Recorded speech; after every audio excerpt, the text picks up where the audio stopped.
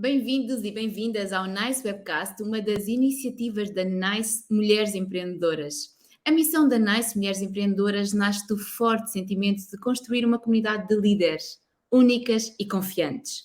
A NICE acredita que o maior poder de mudança acontece quando uma comunidade descobre o que é importante. E para a NICE, o importante é construir uma comunidade onde todas as mulheres possam seguir as suas aspirações, no empreendedorismo, na liderança e na vida. O meu nome é Vera Margarida Cunha e tenho o privilégio de conduzir este NICE Webcast, que nos dá a conhecer mulheres que generosamente partilham connosco as suas vidas, experiências, desafios e aprendizagens. E antes de passarmos a conhecer a nossa convidada de hoje, ficamos com o Minuto NICE.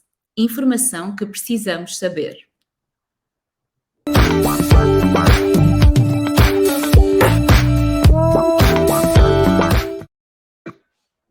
Segundo o relatório The Business Case for Change, da Women in Business, da Organização Internacional do Trabalho, as empresas que têm uma cultura de negócio inclusiva têm uma probabilidade de aumentarem os seus lucros e a sua produtividade em 62,6%.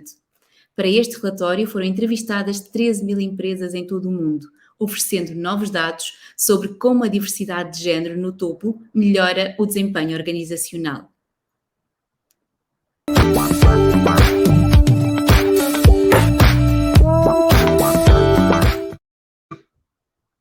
A nossa convidada de hoje é jornalista e fundadora do Gender Calling, uma plataforma de jornalismo sobre mulheres, desigualdades e minorias e uma academia sobre diversidade e inclusão. É também consultora da diversidade e inclusão para empresas, organizações e autarquias. Especializou-se desde cedo em igualdade de género, minorias, diversidade e inclusão. No seu percurso tem várias participações em iniciativas da Comissão Europeia e do Parlamento Europeu em Bruxelas, bem como da ONU. Em 2022 foi convidada para moderar o Global Education Congress do Centro Norte-Sul do Conselho da Europa em Estrasburgo. Recebeu o primeiro prémio de jornalismo com apenas 21 anos, com a reportagem Olá, eu sou o João e gosto de brincar com coisas de menina, sobre crianças transgênero. Em 2019 foi nomeada embaixadora para os direitos humanos do ID Europa, um projeto do Parlamento Europeu. Com um percurso marcado pelo dinamismo, distingue-se pela sua capacidade de comunicação e pelo entusiasmo com que abraça novos desafios. É a nossa convidada de hoje, Catarina Marques Rodrigues. Olá! Olá, Catarina, bem-vinda e obrigada por teres aceitado este convite. Obrigada, Vera, obrigada por me teres convidado. Catarina, em que momento sentiste na tua vida e no teu percurso profissional que ser mulher fez ou faz a diferença? Eu acho que desde cedo que eu fui percebendo, mais por estar a entrevistar mulheres em cargos de liderança, que o caminho era diferente. Quando comecei com 21 anos enquanto estagiária, não vi logo essa diferença em termos pessoais. Portanto, na experiência própria que eu tinha, era bastante equilibrado aquilo que era um homem jornalista ou aquilo que era uma mulher jornalista. Mas depois fui apercebendo-me dessa diferença mais quando comecei a observar as pessoas que estavam nos cargos de poder, quando comecei a observar que, no caso de uma mulher jornalista que tivesse mais exposição, a sua beleza ou a ausência dessa beleza era mais notada. Portanto, comecei a perceber aí que havia algumas diferenças naquilo que era, sobretudo, a nossa expressão no espaço público, não é? Mas diria que foi muito com as reportagens e entrevistas que comecei a fazer, porque eu logo comecei a trabalhar, como disseste, foquei-me logo nestes temas da desigualdade, da inclusão e etc. E sempre me interessou muito temas relacionados com mulheres e com desigualdade. E era mais na perspectiva de ouvir as histórias de quem já tinha passado por assédio, já se tinha apercebido da desigualdade salarial, enfim, de uma série de condicionamentos que me eram relatados e para os quais eu comecei então a abrir os olhos mais por aí. Tu usaste esta expressão do observar, do abrir os olhos. A verdade é que talvez em muitas circunstâncias seja isso que nos falta. Achas que nós precisamos de observar melhor para ver melhor?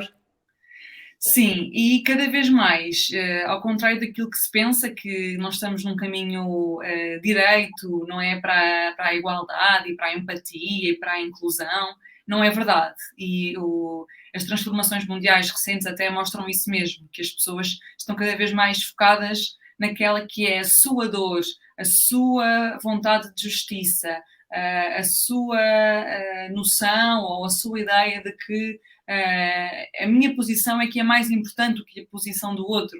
Portanto, acho que é difícil nós calçarmos os sapatos das outras pessoas quando os nossos próprios sapatos são muito pesados, e isso eu compreendo, mas faz muita confusão quando nós fazemos afirmações gerais sem realmente conhecer a realidade, não é?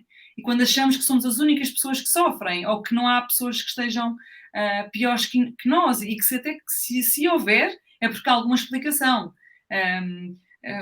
Isso hoje é muito claro, essa falta de empatia pelas pessoas que estão à nossa volta. E que claramente também se revela muito na questão da igualdade de género, não é? Porque em alguns momentos o facto de se calhar nós ainda não termos observado que a desigualdade de género acontece em relação a nós e às pessoas à nossa volta, leva-nos a ter uma atitude um bocadinho mais resistente em relação a qualquer medida que queira ser implementada ou até à própria admissão de que efetivamente existe. Tens esta visão também sobre esta questão? Sim, eu acho que é difícil, e compreendo isso, nós aceitarmos um problema e aceitarmos uma realidade sem passarmos por ela, não é? Podemos ganhar alguma empatia se ouvirmos algumas histórias e eventualmente conseguirmos pôr-nos no lugar dessas pessoas. Mas eu digo sempre, a mim não me choca que um homem não perceba quando uma mulher relata o seu dia a dia, ou quando uma mulher fala que tem medo de andar sozinha à noite, ou quando uma mulher diz que pensa imenso e que tem muitas dúvidas sobre aquilo que deve vestir porque tem receio de ser assediada, ou que é tratada de forma diferente. Eu percebo que um homem, se calhar, fica, mas como assim? Mas porquê? Mas eu nunca reparei nisso, mas eu nunca vi isso. Porque de facto não é essa a experiência dele. Isso não me faz confusão. O que me faz confusão é dizer, não, isso não é verdade, isso não é assim, estás a ver mal, estás a exagerar. Isso é que me faz confusão, porque não é por nós não conseguirmos ver que não existe, não é? Nós não conseguimos ver porque a nossa experiência é outra e está tudo ok com isso. Mas isso não quer dizer que a experiência que a outra pessoa está a relatar não seja válida, não é? Tal como eu sou mulher, e um homem também se pode queixar de certas coisas, não é? De o seu corpo também ser objetificado, etc. Ou de outros momentos relacionados com a discriminação que os homens passam, não é? Nomeadamente esperar-se deles que eles sejam sempre máquinas sexuais, que sejam sempre poderosos e isto e aquilo. Eu consigo ter empatia por essa realidade, mas não consigo vivê-la a 100%, porque não é a minha. Ou uma pessoa transexual, por exemplo, pode relatar-me aquilo que passa, aquilo que ouve, aquilo com o qual se sente desconfortável. E eu posso ter empatia, mas eu não sei o que é. Agora, uma coisa é eu não saber o que é e assumir isso, outra coisa é eu invalidar aquilo que outra pessoa passa só porque eu não consigo ver. Portanto, nós estamos aqui exatamente a trabalhar para que a empatia possa ser uma realidade e quando nós conseguimos ter uma sociedade mais empática, certamente metade destas questões ficarão quase resolvidas por elas próprias. Eu sei que estou a exagerar, mas é um pouco esta capacidade de, pelo menos, aceitar que existe essa dificuldade e que a outra pessoa se assente é porque ela é realidade, não é? E esta capacidade de ser empática nesse sentido é muito importante. Catarina, uma das formas de tentar ultrapassar estas questões ou de tentar resolver esta situação, que é uma situação que precisa de ser resolvida, passa muito por medidas de discriminação positiva relativamente às minorias, não só às mulheres, mas também às minorias. Qual é a tua visão sobre estas medidas de discriminação positiva que são tantas vezes alvo de contraditório e de alguma tentativa de as eliminarem totalmente? Uhum. Tudo que são mudanças são sempre alvo de alguma discórdia. Sempre foi assim e sempre será assim.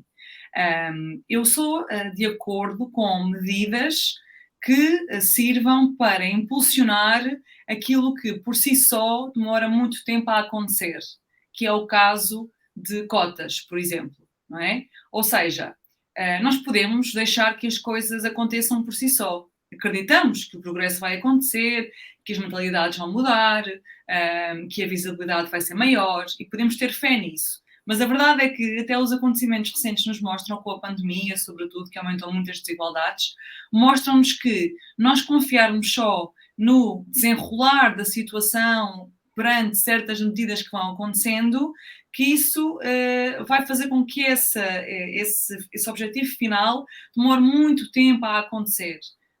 Ainda esta semana saiu um relatório do Fórum Económico Mundial, que faz todos os anos um índice sobre a igualdade de género, e falava-se lá em mais de 100 anos que são precisos para se conseguir atingir a igualdade de género, se nada mudar. Portanto, se alguma coisa piorar, será mais tempo. E, portanto, eu acredito que as medidas de discriminação positiva podem ser uma boa opção. Eu digo sempre que as cotas são uma espécie de muletas, não é? Nós usamos durante um tempo em que elas são necessárias. Depois a ideia é nós deixarmos de precisar delas, não é? E voltarmos a andar normalmente sem apoio. Então, as cotas são isto também, são muletas. É para estarem ali durante um determinado tempo em que se esteja a ver que a mudança está muito lenta e depois, quando as coisas estiverem a desenrolar-se normalmente, já não há necessidade nenhuma de existirem muletas. Tu usaste a expressão desenrolar normalmente, não é? Porque normalmente a sociedade seria mais equitativa em todas as suas dimensões.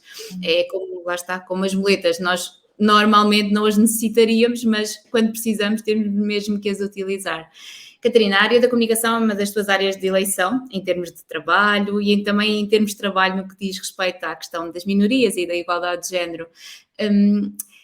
Como é que tu olhas para a comunicação como aliada desta mudança? Ou seja, nós também precisamos trabalhar muito a comunicação para que a mudança seja mais célere. Como é que o podemos fazer? Sim, sem dúvida.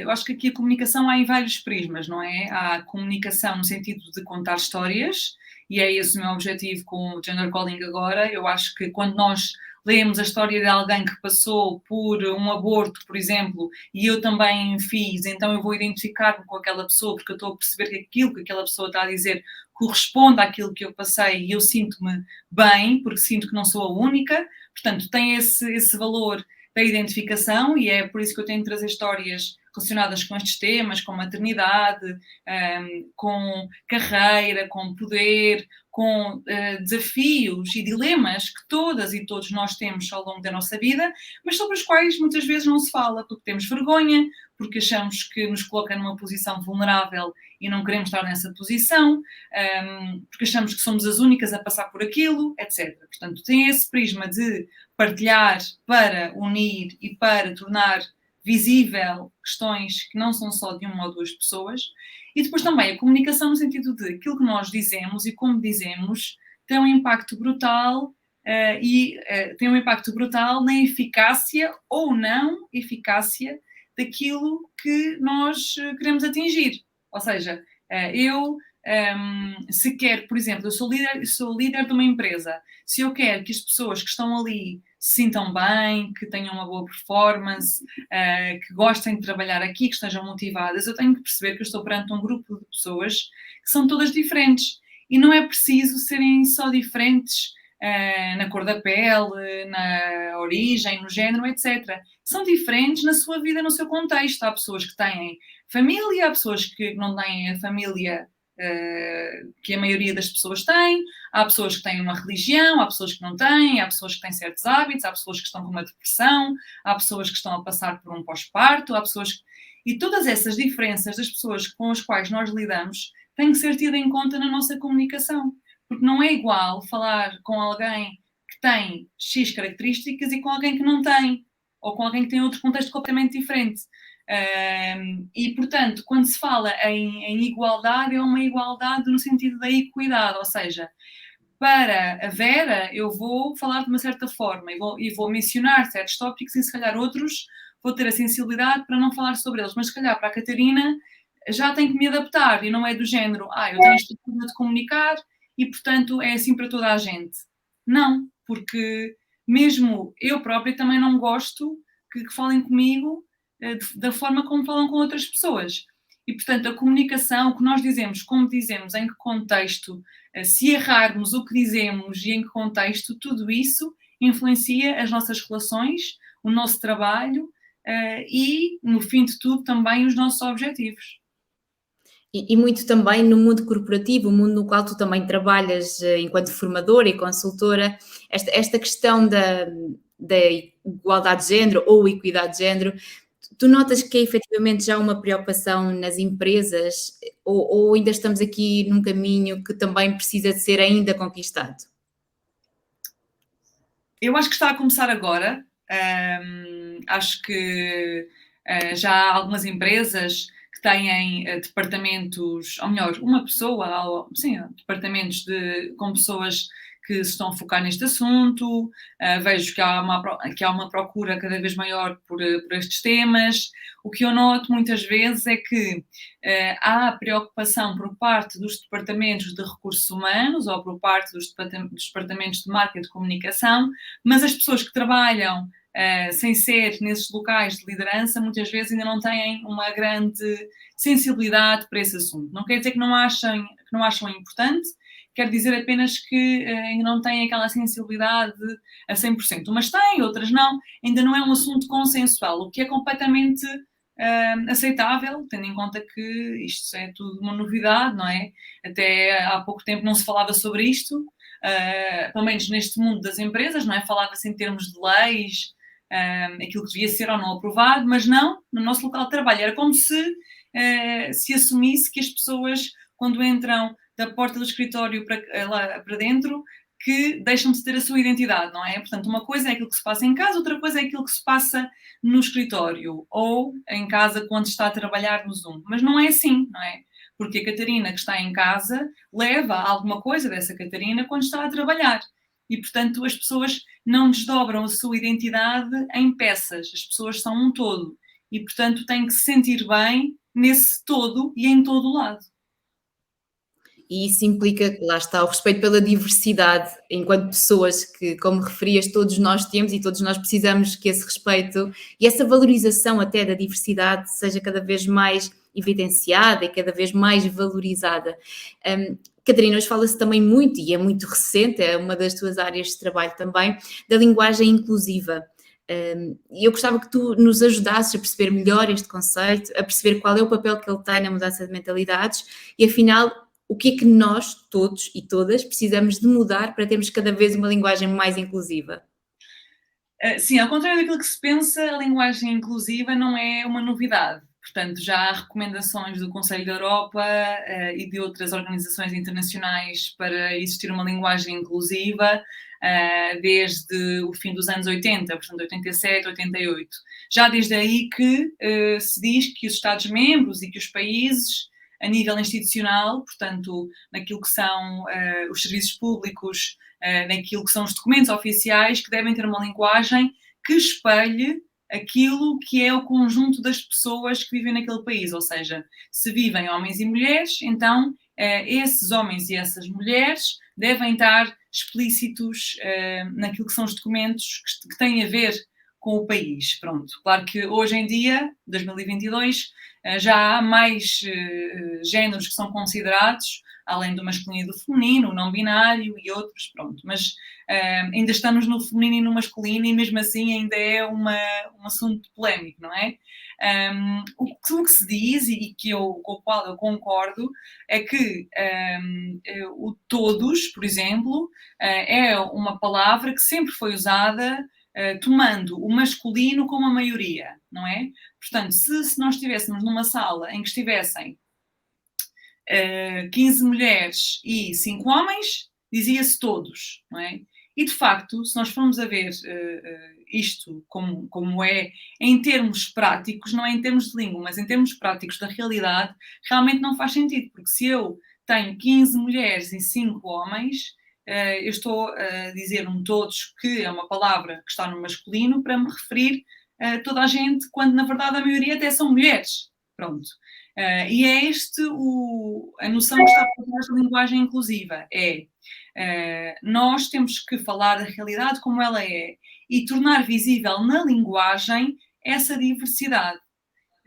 E porquê que é importante isto? Porque a língua, e isso está em todas as gramáticas, a língua é um organismo vivo. Ou seja, não é algo que foi criado assim e fica assim, não. Há uma gramática que eu costumo referir nos cursos que costumo dar, em que se diz a língua é um organismo vivo que deve evoluir à medida que a sociedade evolui. Portanto, se a sociedade evolui, não é? Para outros conceitos, para outras noções, para o reconhecimento de outras questões importantes, então a língua também deve evoluir para aí. Pronto. Agora, isto deve-se fazer de uma forma eficaz e fluida, ok? Eu digo sempre, se a linguagem inclusiva é cansativa, não é? Ou causa algum prurido na comunicação, então deixa de ser inclusiva, porque não é perceptível. Mas há muitas maneiras de fazer isso. Portanto, eu também costumo dizer que não se preocupem em dizer sempre todos e todas, os, as, em ser exímios em cada palavra. Preocupem-se em ter isso em mente e em, por exemplo, num discurso, numa apresentação, ir referindo esses dois grupos de pessoas ou então falar em pessoas, para mostrar que a intenção está lá. Agora, é normal que se nós sempre fomos ensinados e ensinadas a falar em todos e a falar no plural masculino, é normal que nós não iremos acertar sempre, mas que essa intenção esteja, por exemplo, logo no início de um discurso ou logo no início de uma abordagem, isso mostra logo que a pessoa quer marcar que está a falar para homens e para mulheres ou para pessoas. E isso é que interessa. Porque às vezes ouve-se muito agora, não é? Mas agora já não se pode dizer nada, porque já não sei se é dizer todas e todos, ou pessoas, e então e os não binários, etc. Eu digo sempre, não, o ponto não é esse, o ponto não é não se poder dizer nada ou ter que se acertar em tudo. O ponto é ir melhorando aqui e ali. É só isso que é pedido. E que ao mesmo tempo parece que já é muito, não é? É só isso, mas ao mesmo tempo para algumas pessoas já é muito. Mas esta a ideia de não precisamos de ser perfeitos para mudar alguma coisa é uma ideia que também precisamos trazer para as sociedades como um todo. Nós não vamos mudar do 8 para o 80. E a mudança, quanto mais paulatina for e mais incremental for, certamente que se alicerçará muito melhor e que terá mais capacidade de gerar mudança. A não ser que mudemos por decreto, e nestas áreas é efetivamente muito difícil, não é? Catarina, já identificaste o todos, que é claramente um dos nossos, eu não queria usar a palavra erros, mas uma das nossas tendências em termos de comunicação. Consegues identificar-nos assim, de forma a que nós também, cada um e cada uma de nós, consiga ser de alguma forma mais competente na comunicação? O que é que nós podemos alterar mais, de uma forma mais consciente em termos de comunicação? Uhum. Eu acho que é isso, é nós, quando estamos a fazer uma apresentação ou a escrever um texto, ter sempre em mente e pensar naquilo que eu estou a dizer, estou a ofender alguém, estou a deixar alguém de parte, alguém que pode ouvir isto e sentir alguma destas frases ou ideias como sendo preconceituosas. É uma reflexão constante que nós devemos fazer, não é? Eu uso muito em discursos ou em apresentações, muitas vezes a palavra pessoas, ou toda a gente, por exemplo, olá, toda a gente aqui presente, ou obrigada a todas as pessoas que vieram, ou então dirigir-se diretamente sem referir o género. Portanto, há aqui várias formas de fazer isto sem estar a marcar. E mesmo adaptar, por exemplo. Eu também uso linguagem inclusiva no meu Instagram e a maior parte das pessoas que me seguem são mulheres, 70% são mulheres. Então, eu muitas vezes, quando me estou a dirigir diretamente às pessoas, eu digo, imagina que estou a dizer olá, eu digo olá a todas e meto barra us, meto todas primeiro, porque de facto a maioria das pessoas que me estão a ver são mulheres e, portanto, não faz sentido eu estar a falar primeiro no masculino e depois no feminino se os homens que estão a seguir são muito menos. Portanto, é adaptar ao contexto que nós temos e pensar sempre nisso, não é? Não é só o U e o A, é também pensar em expressões que nós temos que não são lá muito inclusivas, não é? Mas esse é um outro tópico. Mas eu acho que é isso. O conselho que eu diria era ver quem é que temos à frente e pensar que podemos, de alguma forma, mostrar que estamos a falar para eles e para elas no meio do nosso discurso, no início, só para pôr logo ali aquela intenção. Então, se podemos, vamos fazê-lo, porque acredita que as mulheres podem não se aperceber naquele momento, mas aquilo fica. Por exemplo, se nós repararmos, quando um chefe de Estado, o Marcelo Rebelo de Sousa faz muitas vezes isso, ele usa sempre isto: olá a todos e a todas, ou minhas senhoras e meus senhores. Fica bem, não é? Para ele fica bem, e para as pessoas que estão a ouvir fica bem este cuidado em referir-se, de facto, a cada uma e a cada um que o está a ouvir. Fica bem e mostra a intenção de que tu falavas, não é? E mostra esta necessidade de fazer alguma coisa para que algo se altere. Catarina, estavas a falar também desta questão das expressões que nós utilizamos e das quais muitas vezes nem sequer temos consciência, porque efetivamente nós temos aqui um conjunto de preconceitos inconscientes e de ideias sobre as quais nunca pensamos, que fazem parte do nosso dia a dia e que perpetuam este tipo de falta de capacidade de observar, de ver. Nós precisamos também de estar muito atentos a essas expressões, sem, no entanto, e isto é uma opinião muito pessoal, sem, no entanto, as demonizarmos em absoluto, ou seja, termos consciência daquilo que estamos a dizer, mas também perceber que elas alterar-se-ão à medida que nós formos capazes de as alterar, não ter uma atitude muito persecutória em relação a elas. Sim. O que é que tu sentes em relação a isto? Sim, concordo, Vera. E há uma coisa que é muito importante, que é nenhuma de nós, que somos pessoas conscientes e interessadas, e as pessoas que estão a ver este webcast são com certeza pessoas interessadas nestes temas, nenhuma de nós tem nunca a intenção de ser racista ou homofóbica ou machista, não é? Nós não queremos ser essa pessoa. Nós achamos que não temos valores e considerações e percurso para sermos uma pessoa que faça esse tipo de comentários. No entanto, tendo em conta que nós crescemos numa sociedade que nos passou estas ideias, não é? O que é o papel de um homem, o que é o papel de uma mulher, o que é uma relação, segundo até as crenças católicas, não é? E de bons costumes.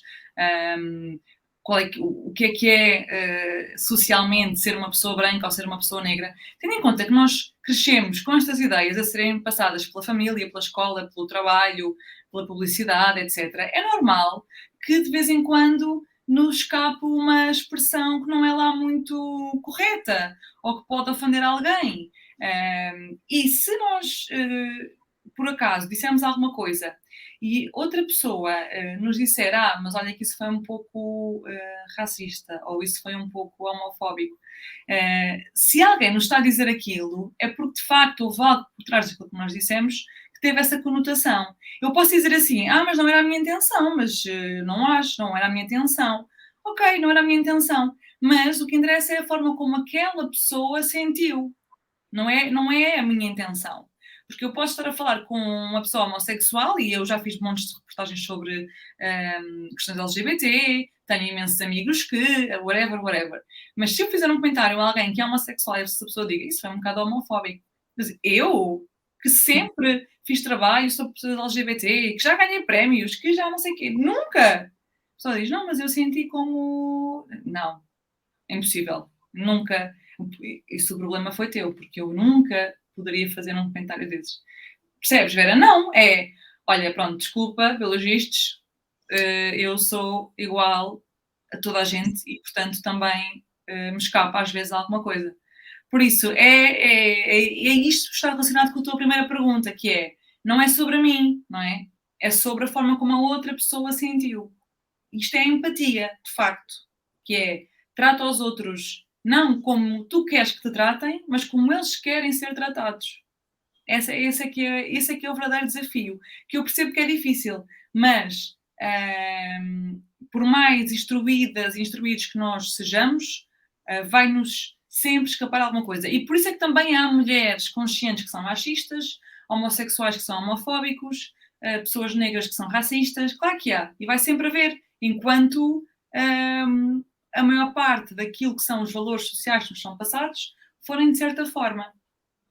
Exatamente. E a questão da intenção é muito interessante, quando tu dizias, a minha intenção efetivamente não é essa, e a maior parte das vezes nós acreditamos, não é, que a pessoa não tinha essa intenção, embora existam exceções a esta realidade também, mas aceitar que, apesar da minha intenção não ser essa, o impacto foi esse, é meio caminho andado também para alterar alguma coisa e ter...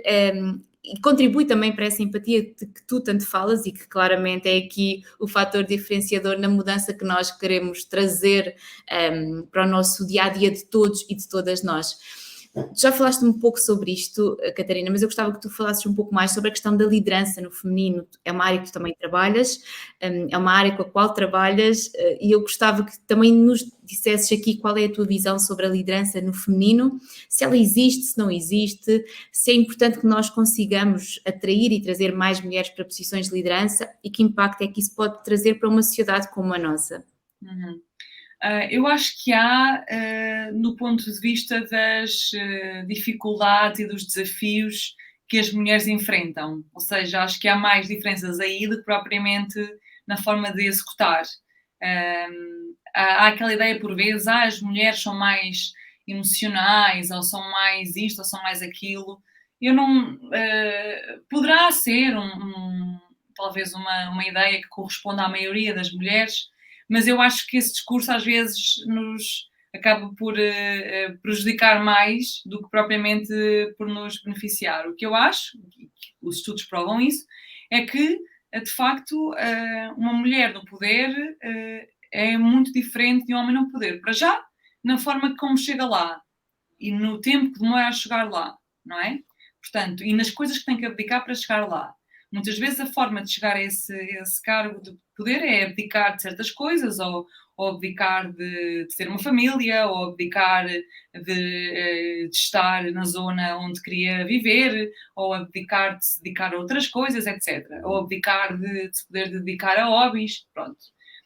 Portanto, é sempre no sentido de, já que recebeste este prémio, de poderes ter esta posição, então tens de abdicar de outras coisas. E enquanto, no caso dos homens, pronto, há outra libertação ainda desse tipo de tarefas mais domésticas, etc. As coisas estão a mudar e já é diferente, felizmente, mas uma mulher que tenha a minha idade, tenha 30 anos e que comece a pensar que quer ter um cargo de poder, e isto eu digo baseando-me nos estudos, mas também nos estudos das pessoas que eu conheço, e automaticamente essa pessoa pensa, pois, mas se tiver filhos não sei se vai dar, ou como é que eu vou depois fazer essa gestão, ou porque depois vou ficar em casa, e depois alguém pode...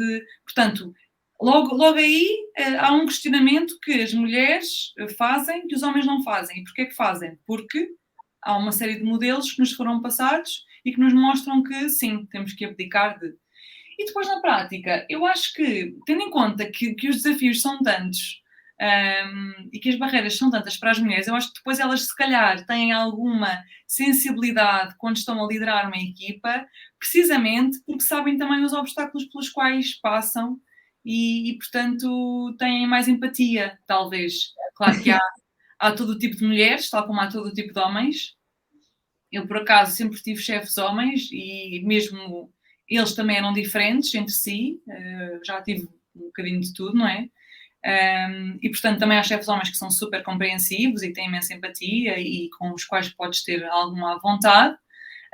Mas, por norma, é isso. Eu acho que quando estão lá, as mulheres dedicam-se precisamente porque sabem a dificuldade que é lá chegar. E vejo também uma dedicação à mentoria, a tentar apoiar outras mulheres, porque sabem a necessidade que existe, que se calhar não existe tanto nos homens, porque também não há essa necessidade, não é? Portanto, é isso. Mas eu adoro ver mulheres líderes, acho que são sempre um exemplo de power, de multiplicidade de funções. Adoro ver mulheres que não abdicam daquilo que elas são, daquilo que elas gostam de fazer, da forma como elas gostam de se vestir, etc, etc, porque é esses exames que nós precisamos, é de mulheres da vida real que, por acaso, têm uma função de poder. e não de mulheres que se transformam numa chefe e é só isso que são. Que infelizmente ainda acontece muitas vezes. Porque talvez não sintam o espaço para serem quem são, não é? Portanto, isto é de alguma forma uma necessidade de mudança que tem que ser complementar em todas as áreas de trabalho. Catarina, tu recentemente lançaste o Gender Calling, um projeto que claramente te apaixona, não tenho dúvidas nenhumas disso. Fala-nos um bocadinho do Gender Calling e também de qual é o propósito que ele tem. Olha, Vera, o Gender Calling nasceu de uma necessidade que existe, que existia no mercado português e de algumas realidades que eu me fui apercebendo e que depois os estudos mostraram isso, que é nos mídias portugueses, um pouco por todo o mundo, mas no caso português, que é nesse que é um foco, as mulheres têm muito menos representatividade do que os homens. Portanto, o número de mulheres que são chamadas a falar enquanto especialistas, que são chamadas a participar num debate, que são chamadas a contar a sua própria história, que têm um papel principal numa entrevista, numa reportagem, são muito menos do que os homens. Muito, muito menos. E menos ainda as mulheres negras, ou as mulheres ciganas, ou uma minoria do lado dos homens, os homens homossexuais. Portanto, há uma falta enorme de representatividade de mulheres e de minorias nos mídias. E os estudos que eu tenho até são de 2020, de 2019, portanto são muito recentes, estudos de mestrado, doutoramento, etc. Que era algo que eu já sabia que existia, porque eu lembro-me de muitas vezes ver painéis só compostos por homens ou com uma mulher no meio de 5 homens e daquilo me fazia muita confusão e, portanto, essa realidade já estava aí, não era preciso sequer que fôssemos buscar os números. E eu pensei, ok, isto para mim não é normal, eu sempre quis dar voz a mulheres e sempre consegui ir dando ao longo da minha carreira, sempre quis dar voz às minorias, mas quero fazê-lo todos os dias e quero que esse espaço exista todos os dias e quero ter a liberdade de poder trazer quem eu achar que deve ter esse palco, quem o merecer e não só quem fizer sentido tendo em conta as notícias do dia a dia. Porque há muitas histórias por contar fora do ciclo do dia a dia, fora daquilo que acontece do dia a dia, não é? Há muitas histórias paralelamente a acontecer e que merecem ser contadas. E então nasceu daí, pensei, ok, vou criar algo que não existe em Portugal, que é uma plataforma só dedicada a histórias de mulheres, de minorias e de desigualdades. E, paralelamente a isso, uma academia de workshops, cursos, palestras sobre diversidade e inclusão para empresas, que era algo que eu já estava a fazer, mas que decidi agora, portanto, juntar e criar esta empresa. E está a correr muito bem. Tem 2 meses, precisamente. Tem agora 2 meses. E as histórias são muitas. Já temos alguma diversidade no site. Temos pessoas negras, mais novas, mais velhas. Temos vários temas. Temos pessoas ligadas a uma carreira diplomática. Temos pessoas ligadas a outras profissões, de psicologia, etc. E vamos ter mais. E, portanto, é preencher essa lacuna. A ideia do Gender Calling, o slogan do Gender Calling, é o empoderamento através do storytelling, que eu acredito muito nisso, que é quando as nossas histórias são contadas, nós identificamos-nos com outras pessoas, não é? E nós ganhamos poder, porque de repente não é só uma coisa que está cá dentro, é uma coisa que é visível. E é isso que estou a fazer. E que claramente te apaixona, porque o sorriso na tua cara evidencia isso claramente. E tu dizias que o contar de histórias, o empoderamento nos 2 sentidos é muito relevante, não é? Porque tu, ao contares a tua história, ficas mais empoderado, mas também empoderas os outros e constróis a palavra que tu tanto referiste e que é tão importante no mundo, que é a palavra empatia. Nós precisamos claramente de nos tornarmos uma sociedade mais empática. Catarina, o que é que tu gostavas de ter aprendido mais cedo em relação à igualdade de género?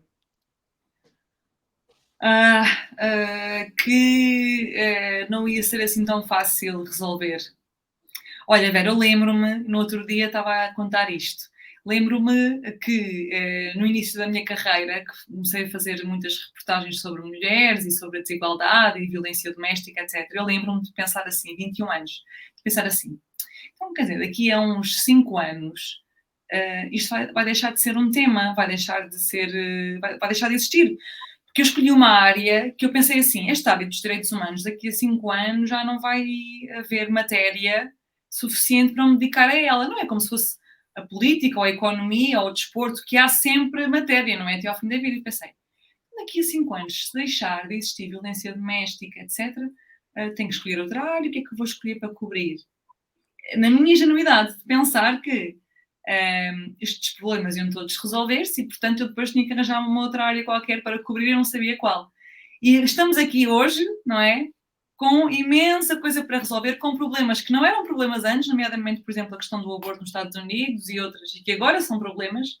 Portanto, é isso. Gostava de ter aprendido que vai demorar mais tempo do que aquilo que nós achamos, mas também que há sempre pessoas a juntarem-se, há sempre pessoas a ganharem consciência e a quererem fazer coisas, e é isso que interessa, no fim de tudo. É, termos cada vez mais pessoas a defender esta causa da equidade e da diversidade e do respeito pela diferença e da valorização da pessoa por aquilo que ela é. Catarina, obrigada. Vamos passar agora à segunda parte da nossa entrevista, o momento Nice Q&A.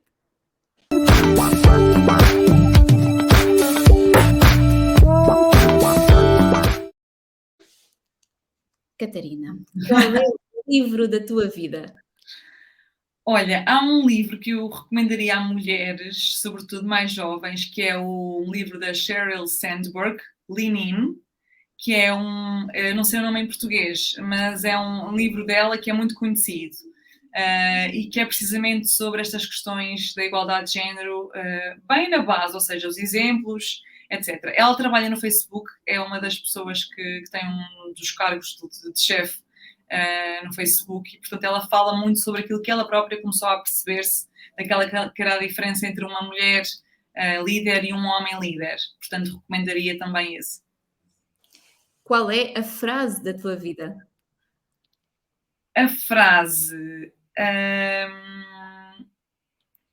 A frase, eu não sei se a frase é mesmo. Olha, posso dizer uma frase que até tatuei há um mês, precisamente, que é uma frase de um poema do Miguel Torga.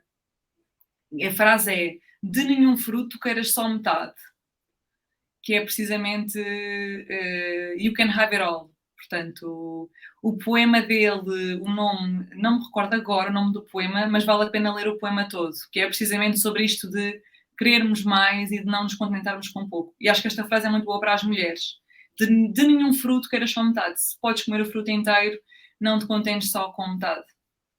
E se o mundo pode ter o fruto inteiro, feito da diversidade, também escusa de se focar apenas na parte do mundo, não é? Catarina, quem é a mulher da tua vida? Tenho várias, mas diria a minha avó. É um clichê, eu sei. Mas eu acho que é o básico está lá, que é a força, a empatia, o cuidado, a garra e o não desistir. Qual é a tua característica mais empreendedora? Motivação, sem dúvida, que é muito importante e que não está sempre lá, obviamente, mas é o que me permite continuar e arriscar e não ter medo. O teu sonho para um futuro próximo? O meu sonho é crescer, crescer com os meus projetos, quando já não forem suficientes, criar outros, crescer, crescer, crescer, crescer, não parar de crescer, nunca me acomodar. Uma forma de empoderar as mulheres é? Ouvi-las. E numa palavra, ser mulher é? É um privilégio, apesar de tudo. São várias palavras, mas é mesmo. Eu adoro ser mulher, apesar de tudo, aquilo que implica ser mulher. Catarina, obrigada pela tua disponibilidade, por todos estes insights que partilhaste connosco, por nos ajudares a perceber que nós temos aqui ainda muito por fazer. Eu achei muito interessante tu teres partilhado também connosco que a certa altura tu achavas que isto ia resolver-se rapidamente, não é? E agora percebemos que o caminho parece nunca estar concluído. Nós somos pessoas com esperança e, portanto, acreditamos que um dia estará, mas ainda vamos ter que trabalhar muito em conjunto para que a diversidade e a inclusão e o respeito sejam uma realidade no nosso dia-a-dia. Muito obrigada por teres aceitado este convite e por partilhares connosco a tua missão, a tua visão, o teu projeto, a tua energia e a tua vontade de fazer a mudança. Obrigada, Vera, obrigada por assistirem e bora lá, mulheres empreendedoras. Obrigada. Hoje tivemos connosco Catarina Marques Rodrigues, mentora do projeto Gender Calling, que vos convido a seguir, e também alguém que sabe que as mulheres precisam de ser empoderadas através do storytelling, através das histórias, através da valorização, da comunicação e de muito trabalho em conjunto que fará com que cada um de nós possa viver melhor numa sociedade que, acima de tudo, terá uma característica muito importante, a empatia. Quando nós tivermos a capacidade de construir uma sociedade mais empática, certamente estaremos todos, mulheres e homens, homens e mulheres, preparados para que esta sociedade acolha todos. É também porque a empatia é um dos nossos objetivos que cá continuaremos e que traremos mais mulheres para vocês conhecerem no próximo episódio do Nice Webcast. Obrigada.